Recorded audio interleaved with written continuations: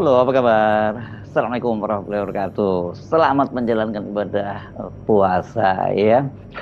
Tapi apa boleh buat ini puasa-puasa pasti banyak orang yang emosinya terpancing ini ya. Gara-gara ini lagi heboh banget ini ada 11 orang kader PSI. Ini termasuk menterinya ya, plus menterinya dong maksudnya ya. Iya, Raja Juli Antoni Menteri Kehutanan yang masuk dalam struktur ini apa? Organisasi Management Office Forestry and Other Land Use Netsing 2030. Ini yang menangani masalah-masalah perubahan iklim yang tadinya itu di bawah Kementerian Kehutanan dan Lingkungan Hidup sebelum ini dipecah gitu ya. Ini gila banget karena daftar gajinya itu menyebar begitu, ya puluhan juta. Tapi jangan dibilang bahwa itu hanya puluhan juta, ya nggak miliaran. Tetap saja dalam situasi yang sangat sensitif seperti sekarang ini bisa membuat publik jadi marah.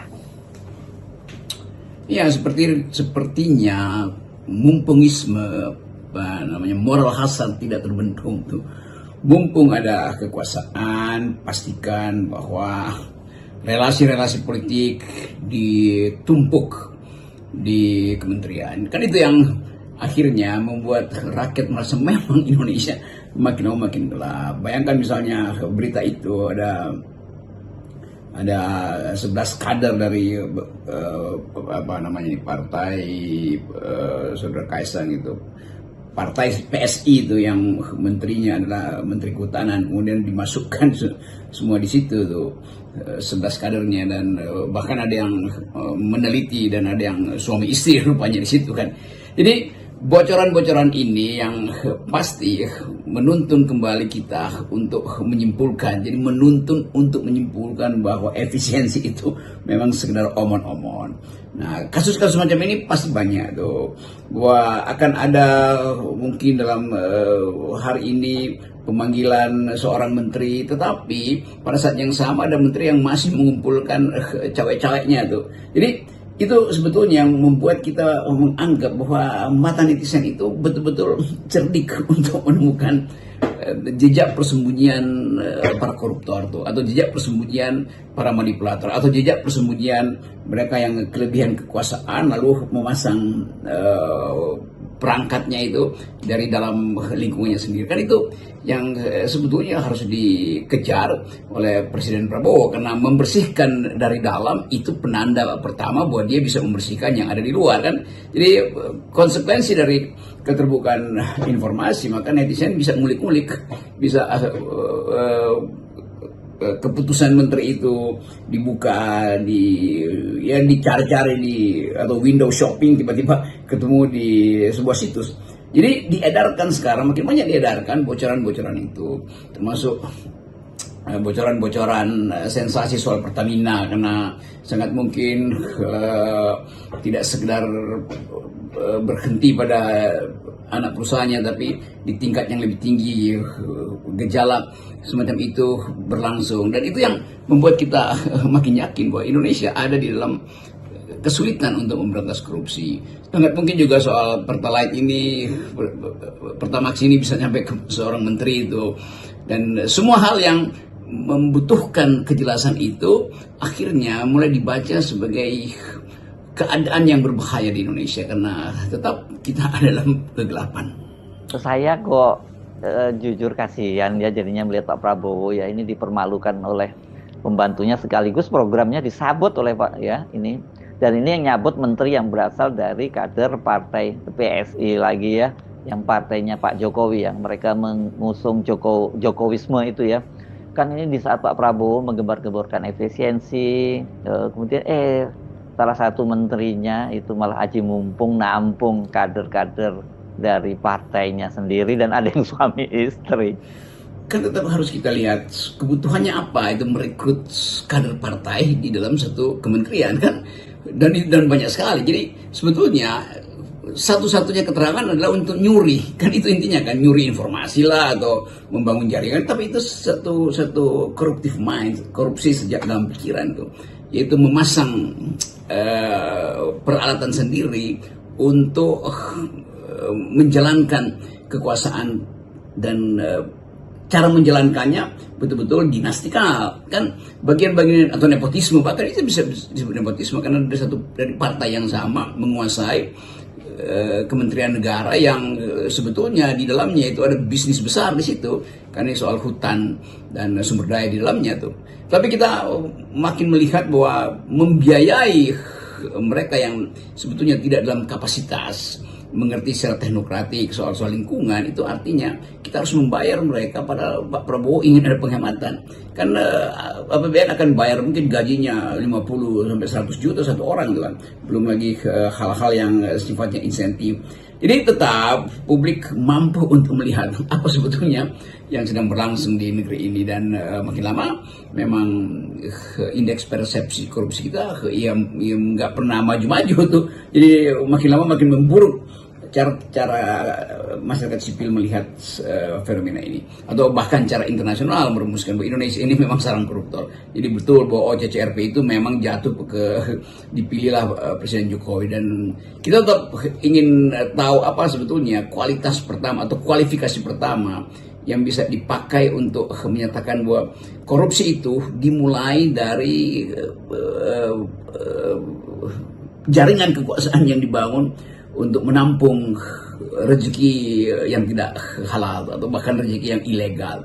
Nah, itu sebetulnya keterangan yang kita bisa peroleh dari kecerdikan netizen untuk melihat, atau mungkin juga bocoran dari dalam kementerian yang langsung memperlihatkan bahwa kami di kementerian sebetulnya ingin bersih-bersih, tetapi menterinya justru yang mengotori sifat profesionalitas dari sebuah kementerian. Kita kan bisa menduga-duga ya, Bung Rocky, atau nggak ada salahnya kalau kita kemudian menduga bahwa ya ini hanya fenomena gunung es gitu ya. Yang beginian itu juga terjadi di kementerian lain dan dengan modus yang berbeda-beda. Ya tentu kita bisa lakukan analisis ekonomi politik yang lebih jelimet. Lebih jelimet artinya lebih masuk ke dalam struktur kekuasaan. Kasus di Kementerian Kehutanan itu kan menunjukkan bahwa sang menteri adalah orangnya Jokowi, dari partai yang diketuai oleh anaknya Jokowi, lalu memasukkan aparat-aparat pegawai, peneliti dengan segala macam istilah, penasihat di situ, satu tim, yaitu kesebelasan di situ kan. Nah, orang mulai melihat bahwa berarti memang tangan-tangan Jokowi itu tetap merangsek ke dalam kekuasaan Presiden Prabowo, kan itu intinya kan. Tapi kita juga akhirnya paham lagi bahwa ya sangat mungkin memang itu permissiveness dari Presiden Prabowo kan. Kan barusan juga ada berita bahwa Presiden Prabowo akan meneruskan sekian banyak proyek strategis nasional, proyek strategis negara yang dibuat oleh Pak Jokowi, dan mungkin separuhnya masih akan diteruskan, termasuk IKN. Jadi memang konsekuensinya kita tetap melihat, dan publik dengan tepat mengatakan bahwa Presiden tidak bisa lepas dari bayang-bayang kekuasaan sebelumnya, yaitu Presiden Jokowi. Lalu orang mulai menganalisis ada apa di situ? Apakah ada semacam tacit agreement atau apa istilahnya perjanjian terselubung tentang suksesi di 2009? Kan ini yang menyebabkan pengkondisian politik itu justru menimbulkan intrik, menimbulkan kecurigaan tuh. Dan kita sudah biasa melihat bahwa apa yang dipamerkan sebetulnya di dalam pidato itu berbeda dengan apa yang dilakukan secara real di dalam tukar tambah politik. Nah, kemampuan pers tidak perlu lagi dianggap enteng, karena kemampuan pers sekarang dia bisa memanfaatkan artificial intelligence untuk mengolah relasi-relasi kekuasaan berdasarkan beberapa dokumen yang ada di tangan pimpinan redaksi. Nah, itu yang memungkinkan kita lebih percaya pada bocor alus atau Najwa Shihab atau wawancara-wawancara di podcast-podcast yang betul-betul didesain untuk mengintai, mengintip, dan mencari jejak korupsi di banyak kementerian. Ini satu perubahan bagus, karena kekuasaan tidak bisa lagi berbohong. Bahkan publik internasional dengan mudah melihat apa yang disembunyikan di dalam rapat-rapat kementerian, apa sebetulnya yang diatur sedemikian rupa supaya tak terlihat bahwa itu nepotisme. Tapi pada akhirnya netizen mampu menemukan bahwa oh ini nepotisme namanya, ini potensi korupsi, ini betul-betul korupsi yang direncanakan. Dan itu yang membuat kita percaya bahwa tidak mungkin menghindar lagi dari mata netizen. Kemanapun pemerintah berupaya untuk membangun image, tapi kemudian dibatalkan oleh temuan-temuan netizen semacam kasus di Kementerian Kehutanan tadi. Ya, saya kira berat lah kalau udah begini situasinya ya, Bung Rocky. Banyak wajar kalau banyak yang hopeless gitu, dan wajar kalau kemudian mahasiswa menyerukan aksi Indonesia Gelap Jilid 2. Ya memang situasinya udah makin parah gitu ya, bukan terang benderang, bukan ada titik cahaya, tapi malah makin gelap gulita ya. Kelihatannya susah sembuh Indonesia atau susah kembali pada cuaca politik yang terang benderang itu, dan kegelapan menguntungkan bagi mereka yang juga ingin menggelapkan kekuasaan atau fungsi kekuasaan dengan jalan korupsi, termasuk menaruh orang di dalam posisi-posisi strategis. Tapi kita mulai lihat bagaimana juga sebaliknya masyarakat kelas menengah itu tidak berhenti setiap hari untuk memberi kritik pada Presiden Prabowo, apalagi pada Presiden Jokowi kan. Jadi teriakan, caci maki, satir yang betul-betul kasar itu ada di jalan-jalan sekarang, dan kelihatannya akan ada diam-diam termobilisasi oleh isu itu, bahwa kekuasaan ini memang tidak peduli pada rakyat. Dan slogan itu justru kita temukan dalam kondisi kelas menengah kita yang jatuh ke arah kemiskinan tuh. Dan yang lebih berbahaya, yang sangat berbahaya bila kelas menengah yang tadinya bergengsi karena bisa punya konsumsi, lama-lama mereka merasa sebetulnya rendah diri itu karena konsumsi mesti mereka kurangi, dan anak-anak mereka mungkin melihat orang tuanya makin lama tidak bisa memberi hiburan atau semacam hadiah-hadiah kecil yang biasanya mereka terima karena efisiensi atau karena mereka daya belinya tak mampu lagi untuk diharapkan. Jadi orang tua juga mulai merasa kehidupan itu betul-betul memburuk, apalagi kalau anak-anaknya itu yang mungkin masih sekolah mulai bertanya kenapa tidak ada liburan, kenapa uang jajan dikurangi, kenapa hobi mainan tidak bisa lagi mereka penuhi. Maka frustrasi kelas menengah ini dengan cepat akan berubah menjadi protes sosial tuh.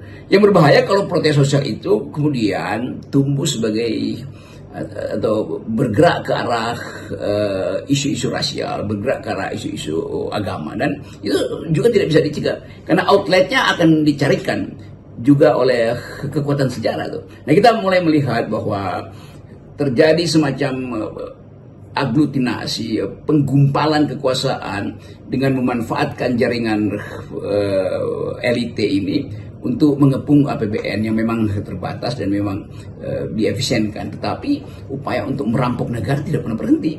Nah, pada saat yang sama, deflasi, nilai tukar yang makin lama volatilitasnya makin tinggi, itu menunjukkan bahwa ada masalah dengan politik juga dengan ekonomi. Jadi kita tinggal tunggu sebetulnya, dan sejarah selalu memberi kesempatan terjadi crossfire antara krisis politik dan krisis ekonomi. Nah, itu titik yang kita sebut titik api dari politik Indonesia. Dan kalau titik api itu tidak diantisipasi dari sekarang, dia bisa berubah menjadi tumpahan kemarahan di jalan yang basisnya adalah menyerempet soal ras dan agama. Itu bahayanya. Jadi masalah kelas bisa berubah menjadi, atau konflik kelas bisa berlindung atau diasapi atau dikipas oleh konflik yang sifatnya rasial dan sifatnya agama. Itu yang mesti, saya kira FNN hanya menganalisis dan memberi sinyal bahwa ada sesuatu yang sedang berasap di negeri ini. Silahkan padamkan sebelum membakar Republik. Salam akal sehat. Salam akal sehat.